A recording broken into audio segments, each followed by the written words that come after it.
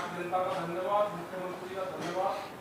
ये बड़ी जीत के साथ में बंगाल में तीसरी बार मुख्यमंत्री बने और हमें उम्मीद है कि जो यहाँ के फार्मर्स की समस्या होगी उसका समाधान होगा और जो भारत सरकार से जो प्रॉब्लम है उसके लिए चिट्ठी लिखी जाएगी और विपक्ष को इकट्ठा करके जो और प्रॉब्लम है उसके साथ में एक कोऑर्डिनेशन बना के पूरा जो वहाँ पे मूवमेंट चला हुआ है उसको सपोर्ट करेंगे और जो हमारा 3 कानून है जो आंदोलन दिल्ली में चला हुआ है उसकी सपोर्ट जैसे पहले यहाँ से हो रही थी इसी तरह से दोबारा भी आश्वासन किया कि हम पूरा फॉरवर्ड मूवमेंट के साथ में हैं, तो इनका धन्यवाद करते हैं। और हम बंगाल को एक जो मॉडल स्टेट है उसकी तरह पे बंगाल काम करें, जो यहाँ की फोर्थ पॉलिसी है उन पॉलिसी पर काम करें, किसानों को ज़्यादा लाभ यहाँ पे मिले,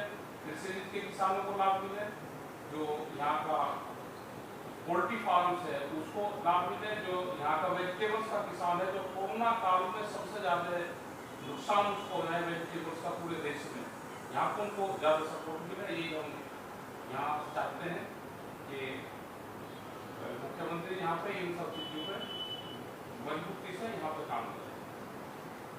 आपकी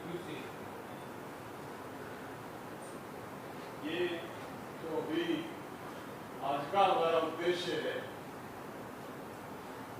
इस चुनाव में ममता जी के नेतृत्व में जिस तरह से पूंजीवाद और धार्मिक उन्माद फैलाने वाले लोगों को मुंह तोड़ जवाब बंगाल की जनता ने दिया, मैं उसके लिए ममता जी को और तमाम बंगाल की जनता को बधाई देता हूँ।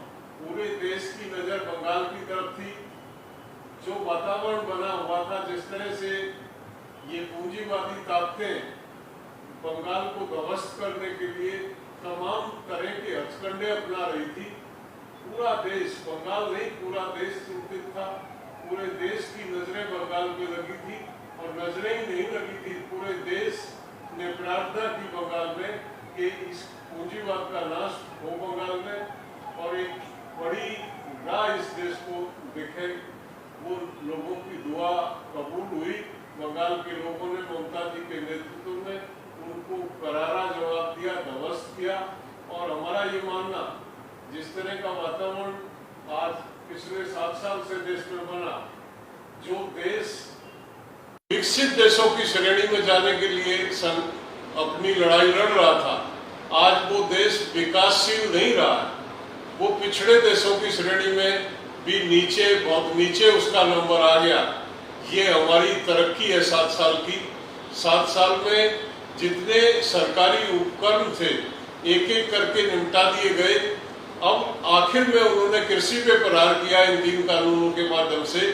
उनके जो चहेते लोग हैं, जो एग्रीकल्चर सेक्टर में पे कब्जा करना चाहते हैं, एग्रीकल्चर कृषि पे और कृषि के साथ साथ जो गल्ला जो उत्पादन है उसकी स्टोरिंग कैपेसिटी, स्टोरेज का पीडीएस सिस्टम पे टोटल वो मतलब एक उनका षड्यंत्र है। जो 1400 लाख करोड़ रुपए का जो खुदरा बाजार है देश में प्रति वर्ष का, उस पे उनकी नजर है और उस पे काबू करने के लिए ये 3 कानून लाए गए थे, जिनके खिलाफ हम दिल्ली में लगातार 7वां महीना है हम लड़ रहे हैं।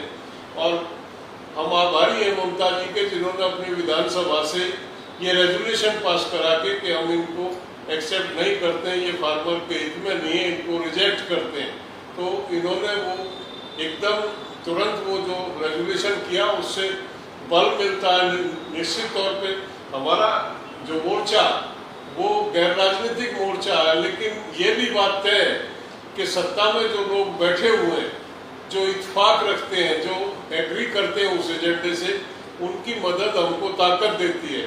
अनेक राज्यों ने इसमें हमारा समर्थन किया है और हम जिन्होंने नहीं किया उनसे भी आज इस प्रेस के माध्यम से अपील करना चाहते हैं। अब समय है, जो चूक जाएगा वो रह जाएगा, वो पिछड़ जाएगा। ये किसान आंदोलन आज किसी राज्य विशेष या क्षेत्र विशेष का आंदोलन नहीं है, ये पूरे देश के गरीब किसान का, मजदूर का और मैं सही मायने में कहूँ तो ये दूसरी संपूर्ण क्रांति की शुरुआत 1974 में जो 5 जून को जयप्रकाश जी के माध्यम से एक संपूर्ण क्रांति की शुरुआत की गई थी, उसी तरह की ये दूसरी संपूर्ण क्रांति की शुरुआत किसान मोर्चे के माध्यम से। ये केवल कृषि कानूनों को और कृषि क्षेत्र को बचाने के लिए नहीं है। आज तमाम सेक्टर, चाहे वो इंडस्ट्री है, चाहे वो गवर्नमेंट सर्विस के लोग हैं जिनकी छटनी हो रही है, चाहे बेरोजगार नौजवान है, तमाम लोग आके मोर्चे पे हमसे संपर्क करते हैं और आग्रह करते हैं कि हर वर्ग आपके साथ है। ये हर वर्ग की लड़ाई है। आने वाले भविष्य में ये लड़ाई एक बड़ा रूप लेगी और वही संपूर्ण क्रांति की जो शुरुआत 1974 में हुई थी, ये दोबारा से वो एक शुरुआत होगी और एक सत्ता परिवर्तन और व्यवस्था परिवर्तन इस देश में इस क्रांति के